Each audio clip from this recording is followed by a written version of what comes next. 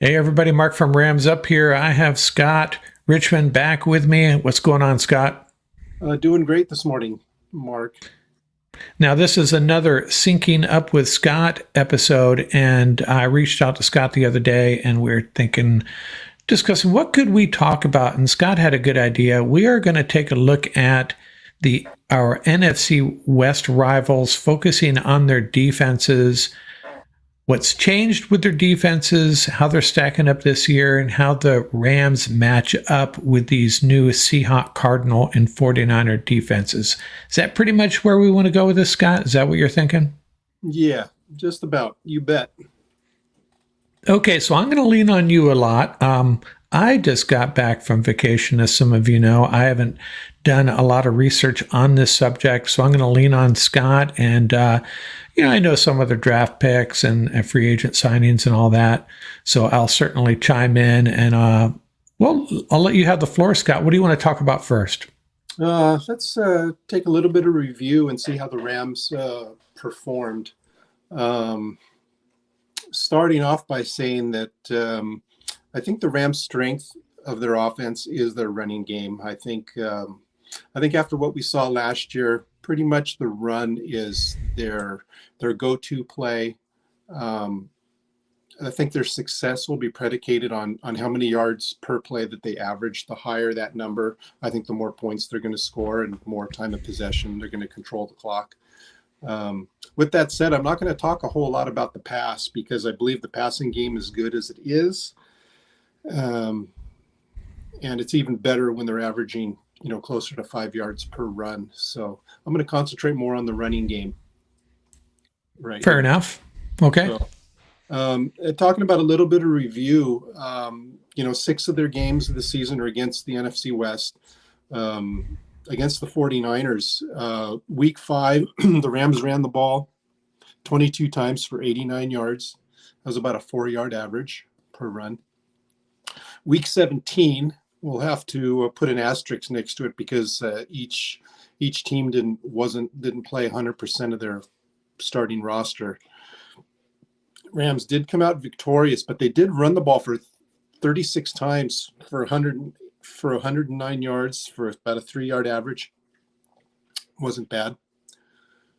Then we're going to move on to the Seahawks. Week 1, the game we all loved, that we got the big W.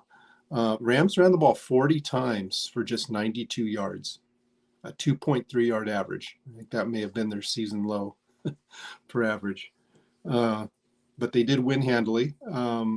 Moving on to week 11 against the Seahawks at home, they ran the ball only 27 times for 82 yards for a 3-yard average. So this stat against the Seahawks was pretty eye-opening for me. Considering the fact that we won both games, that we swept them, you would think that we were running the ball at a much higher yield rate, I should say. And historically, the Seahawks, at least historically over recent years, their run defense is nothing to shout about. They've struggled against the run, if I'm not mistaken. Yeah, and I'll kind of recap that number after we finish with the Cardinals here. So moving on to the Cardinals, after playing them in week 7, we ran the ball 28 times for 179 yards, a 6.4-yard average. And then in week 12 is where we really knocked them over. 33 attempts for 220 yards, a 6.9-yard average. Yeah, which was the game? Which one was it? At halftime, it was a very close game, and we had a very anemic performance. And then in the second half, we just ripped them a new one, I should say. Was that the week? Was that the first game or the I second think game? it was the first game. I think the first was close, and I think that's the one that was at home. But we ended up with 179 rushing yards. Yeah, yeah. Kyron went off against them in both games, I believe. Yeah. So again,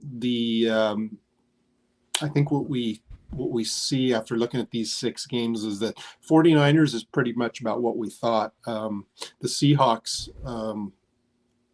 wow, they played the run pretty well in those 2 games. And of course, the Cardinals, not so much. But talking about what you said earlier in the Seahawks yardage they give up, overall for the whole season, the 49ers gave up 4.1 yards per attempt. That was one of the league leaders. They also were third in the league in scoring defense.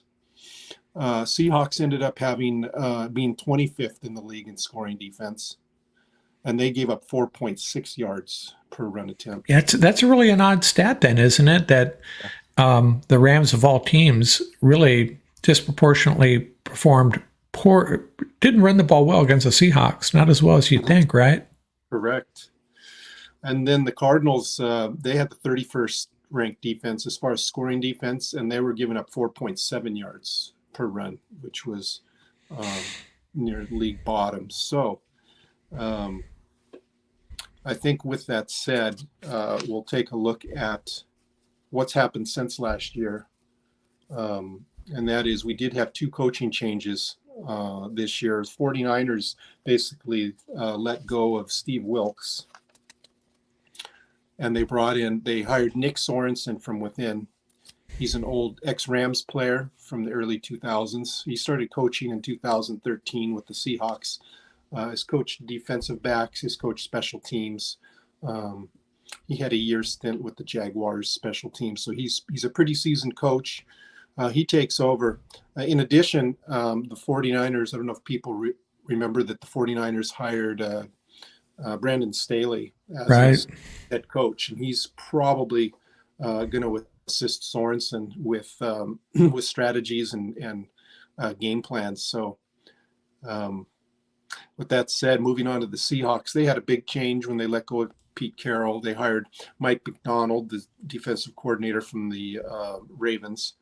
I didn't get the name of who he hired as his defensive coordinator, but he's pretty much going to be running McDonald's system, kind of like when John McVay had an offensive coordinator.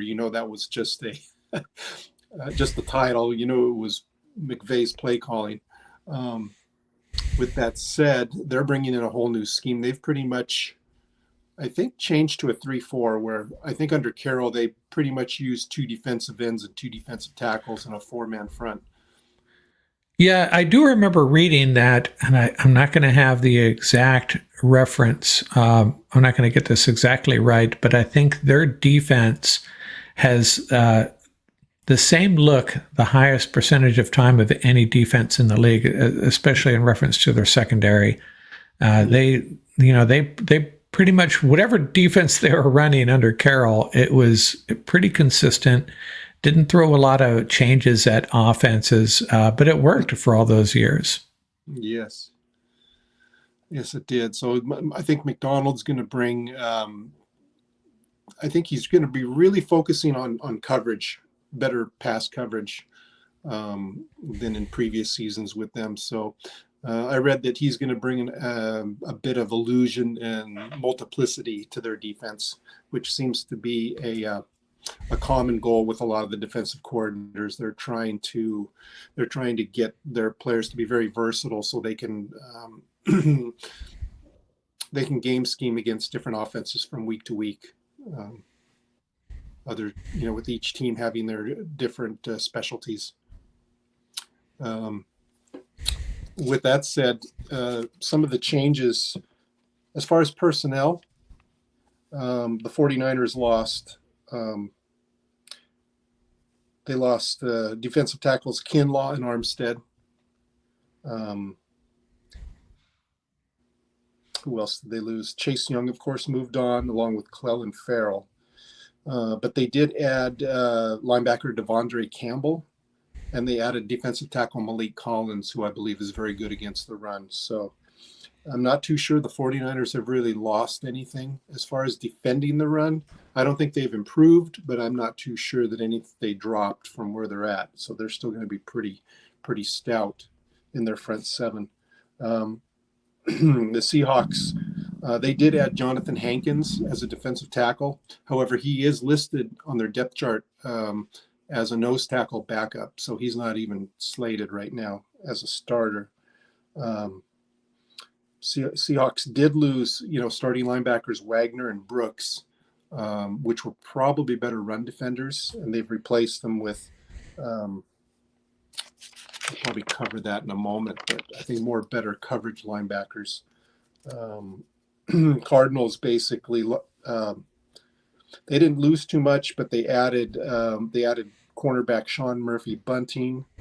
They drafted Max Melton, the other cornerback Elijah Jones, and drafted Darius Robinson to play edge in their three. They're also going to be a 3-4 front, and they replaced their nose tackle, who I believe was Roy Lopez last year, and right now they've signed Bilal Nichols, I believe. I can't remember if he was with the Ravens or what team, but he takes over at the nose. So considering those changes, I really don't think the Cardinals to start. I really don't think they did anything to improve their run defense. I look for them to still be a bottom dweller in that statistical category. I don't see the Rams would have any problem running the ball against them. So even though they've possibly improved their pass rush and their cornerback room, if the Rams are running the ball 5 yards a clip, I don't think there's any way they're going to be able to stop the play action pass against the Rams. So. Yeah, and we're not even really addressing it in this episode, but the Rams' running game could actually be improved from last year. The fact that they've added Jonah Jackson and Blake Corum, and don't overlook the contribution Colby Parkinson can make in the run game as well. Oh yes, definitely. That is another subject. Part of the story that I was going to bring up here as we talk about. Oh, did I just steal your thunder? No, that's fine. That's fine. We would probably go ahead and move on to more specifics as far as the depth charts. With the changes that the 49ers made, their front four or front five is now going to look like they're going to have Malik Collins and Javon Hargrave as their starting defensive tackles. And being a four-man front, they are still going to have Nick Bosa and the newly acquired Leonard Floyd as their ends. So they still have a pretty beefy front four. That's why I don't think there's going to be any drop-off in run defense with them. They've got Gross Matos as one of the other backup defensive ends, and they have a Drake Jackson. And their backup defensive tackles are Kevin Givens and Jordan Elliott, who I don't have a lot of it. Yeah. Drake Jackson is a guy. He's a little bit of an unknown. He came out of USC. I believe he's been held back by injuries, but he was highly regarded. Hasn't really made a big contribution yet, but if he steps up he could be a big piece of their puzzle moving forward. He's just a little bit of an unknown at this point. Yes. And their linebacking, the 49ers linebacking core, of course, Dre Greenlaw was injured last year. He's going to come back at some point. He's penciled in as the weak side linebacker. They'll probably start the season with somebody else in that position. I'm not sure who, but Fred Warner will obviously be at the middle linebacker, and newly acquired Devontae Campbell is penciled in at the strong side linebacker. Worth mentioning, I addressed this a couple of times already, but the 49ers made a strong run at Eric Kendricks, the linebacker out of UCLA. And my understanding is that they had a verbal agreement, and he might have even been on an airplane to Frisco, and he changed his mind and signed with the Cowboys. Mm-hmm. And then that's when the 49ers called an audible and went out and it was Campbell, right? See the free agent? Correct. Yes, and they're not going to talk too much about secondaries, but their safety room is pretty good at defending the run with Hufanga, who will be coming back from injury, and second-year player Jair Brown is penciled in at free safety. Seahawks, they're now looking at a 3-4 front, an odd front, so they're showing Leonard Williams at one of the ends. Jaron Reed is the nose, and Draymond Jones is the other end. The Seahawks, they made that trade for Leonard Williams, gave up a lot for him. They had to re-sign him, or that, you sign a guy like him, and then you have a kind of a a disappointing season, you got to figure out a way to bring him back, or just a really bad look otherwise. So, yeah, that's a good signing for them to retain him. Yeah, and then looking at their linebacking core as a 3-4, their outside linebackers are Boye Mafe and Nwusu. Those two stay the same. And newly acquired free agents, Tyrell Dodson and Jerome Baker, will be their starting inside backers. Now they're more, I believe they were brought in to be more coverage linebackers. So I think this front seven of theirs, I think, is a big question mark. I don't think they've, even they do have some beef up there on the defensive line. I'm not sure they've done anything here that's going to improve on that 4.5 yards that they gave up last year. With that said, again, with the Rams improving their interior front line, now with who's our new guy, Jonah? With Jonah Jackson, Avila moving to center, and Kevin Dotson at right guard. I think the Rams' improvement on their O-line, I think kind of trumps a lot what these NFC opponents have done on their defensive front sevens. So, except for the 49ers, I would have to say the Rams should be able to improve on that running yards per play against the Seahawks, and definitely it should still be a high clips, close to 6 yards against the Cardinals would be my, if I was a betting man, is where I'd be putting my money. That 49er defense, it is so good. And they fell off a little bit the second half of last season, I think. They're a little disappointing. I think that may be what cost Wilkes the job there. Mm-hmm. But I also have a feeling, maybe I'm just being optimistic here, that, you know, the disappointing end of their season, the injury that they had to Greenlaw there, maybe this defense takes a step back this year. We can only hope, right? And the Rams finally get a meaningful win against the 49ers. Yeah, I would think so. They have there are some multiple players that have changed position that they've lost on the defensive line. On paper, it looks good. We can only hope that along with that and their new defensive coordinator, that they need half of a season to get up to speed and gel together. That would possibly allow the Rams to sneak a win in the first half of the season. Yeah, when I say meaningful, we obviously had the very meaningful win in the NFC Championship game, but that win late last year, you know, like you said, like you insinuated, put an asterisk next to it. But hey, it's still a win. And Leonard Floyd, I was just checking here. I know I think his quality pass rush stats were actually pretty decent with the Bills last year, but he's getting up there in age, you know.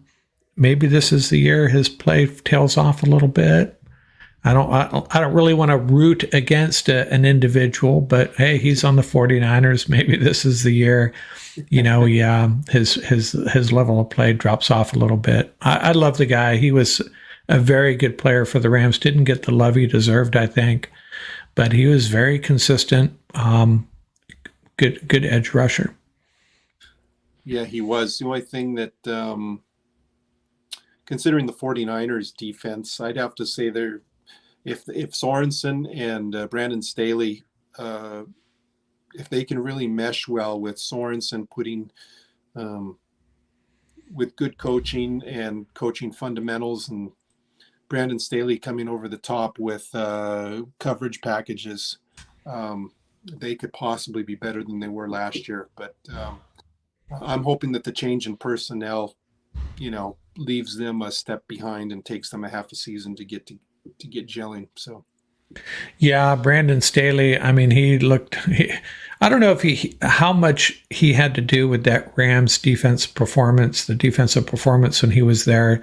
But hey, you got to give him credit. He did do some schematic things that helped that defense really shine, but man, he had some players. He had some players. So, and he has some players in San Francisco though. So it's a little bit scary. I think with the Chargers, that was just that was the Peter principle at work. I think he got promoted to his level of, I hate to use the word incompetence, but I don't know if he's necessarily incompetence, but some of these guys are just made to be coordinators, and they get those head coaching jobs, and it's a different deal, got to be a leader of men, a leader of 53 plus men. And I just don't think he had it in him. But a guy drawing up defensive schemes, you could do a lot worse than Brandon Staley, I think. Mm-hmm. Yes. One of the other thoughts I had, of course, when you talk about the 49ers, that if their run defense is pretty stout, I could possibly see maybe McVay flipping thoughts and thinking, well, maybe they'll go to a short passing game and try to get the 49ers into a nickel-based defense with one less linebacker, and then try to run the ball with a smaller front. So. Yeah, and that could be, again, I bring him up again, Colby Parkinson, if they can get him involved in the pass game. I'm not, this is not a vote against Davis Allen. I think the Rams are actually in a pretty good situation with Davis Allen and Colby Parkinson. And when Tyler Higbee's going to be back, I don't know. And Hunter Long, he's kind of the wild card. He looks like he's going to be ready to go. But Colby Parkinson, if he can establish himself as a threat in the passing game, and he's our number one tight end, if that's how it turns out, man, that's a difficult thing for a defense to deal with, I think. Yeah, I'd have to agree. A lot of Seattle fans were, shaking their heads. It's like, you drafted this guy high and you never even hardly ever used him in the passing game. Yeah. And in the red zone, he should be a really good red zone threat with his height, 6'7", I think. Yeah. Yeah. So talking about tight end, I'm not too concerned about the Rams' depth there because so little do we ever play more than one at a time, Right. Yeah, I think we're fine. The 12 personnel, you might need to have 4 deep, but I think as long as they have Parkinson, Higbee coming off of injury, and what's our young kid again from Clemson? Oh, Davis Allen. Oh, Davis Allen, yeah. Okay, that's a good summation of our 3 NFC West opponents. Any additional thoughts? No, I think the only thing, just a basic overview, talking about that run game and how the Rams improved that trio, that interior line. With the Rams making the playoffs last year as a wild card, I think most NFC teams are going to have a hard time stopping the Rams from having a good, successful run game, and then the passing game augmented off that. I see them overall getting back to as a wild card at least this season. Yeah, it could be a perfect storm in a good way. You add Jonah Jackson, you bring in a guy like Colby Parkinson. Matthew Stafford's going to be a little better protected even than he was last year, I think. And then you got guys like Puka and Kupp. Kupp looks like he's just determined to come back and get back to his old self. And both of them in the run game are just so physical. And, there's a little, I'm starting to have a really good feeling about Jordan Whittington and what he can add. Now, he may not get on the field at all, but the things I hear, what I'm hearing about him is just so reassuring and so positive. And it may not be this year, it may not be next year, but he's going to add really good depth, I think. And it's only a matter of time before Ram fans get to know him as well. In the run game, too, he's a guy that's going to do whatever it takes to help his team, like a lot of these other guys the Rams are drafting. So really good trend the Rams are setting on offense here. Cooper Kupp and Puka Nacua, we know they can be just extensions of the run game, blocking screen plays, getting them the ball on the flat. And then a guy like, and I'm not overlooking Demarcus Robinson. I think he's a great number 3 guy. But down the road, man, I'm really excited about Jordan Whittington. Yeah, you took the words out of my mouth. He is one that I think he can step in and play just about any one of the 3 positions for them. He doesn't have the blazing speed to put out at the X position and be one-on-one with the cornerback, but all the others, with the Rams using those bunch formations with the receivers in tight against the end of the line and getting in the mix of every play, and blocking on running downs and running routes from off the line of scrimmage, on the line of scrimmage, or a few yards off, short crossing routes. I think this guy's going to be fantastic. He's going to be a big chess piece that, considering his previous experience as a running back, you can get him the ball. You can run counter moves as a running back coming out of a tight position from the right going to the left. You can do wide receiver screens with him. Yeah, I'm excited. He could be a chess piece similar to the way that the 49ers use Deebo Samuel. So, and the clue will be how much we see him in the preseason. You know, that's what the Rams do, right? If you don't see Jordan Whittington on the field in those preseason games, I can guarantee you that means the Rams have a plan for him and he is going to be part of this offense. I suspect we will see him. He's probably going to play. But don't be surprised if it's very limited. And if that is the case, Rams are going to have him. The Rams are going to use him in the regular season extensively. And I also wanted to note, I just love this about the Rams. There are 3 players they have drafted over the last couple of years, 3 years, that the last 2 years, where their coaches have just gone on and on about how great of a human being they are, and that I would say all 3 of these guys were the coach's favorite player of all time. The Clemson coach said that about Davis Allen, just the highest character, best human being, best player as a person he's ever coached. And we kind of hear that coming from Sarkisian about Whittington, just effusive praise about him. And then we hear that about Blake Corum as well, you know, just incredible human beings, incredible people. And, you know, that can't be a bad thing, right? You know, Davis Allen, Jordan Whittington, and Blake Corum, Rams, you know, just evidence of the culture the Rams are trying to build. And they've done a great job. Yeah, I agree. So much easier. I remember reading the one Rams scout who talked to the guy they send out. He's one of Les Snead's right-hand man, and he went out and saw Puka Nacua earlier last year, right before the draft. And he said it was just unbelievable. Nacua just regurgitated to him what every single player on his offense, what their responsibility was. He knew the offense like the back of his hand, and the Rams personnel director basically just said, "This guy's the coach." Yeah. The coach on the field, he knows what everybody's supposed to be doing. It was just unbelievable. Yeah, there haven't been a lot of knuckleheads in the Rams clubhouse over the last few years. And there may be 1 or 2, but I'm not gonna go there. Yeah. We'll keep it positive this segment. How about that? Yeah. Okay, Scott, this has been good. It's good, kind of, you know, we focus so much on the Rams and what they've done. Sometimes it's good to check in on these other teams and, you know, Cardinals, Seahawks, 49ers, like you said, 6 games right there.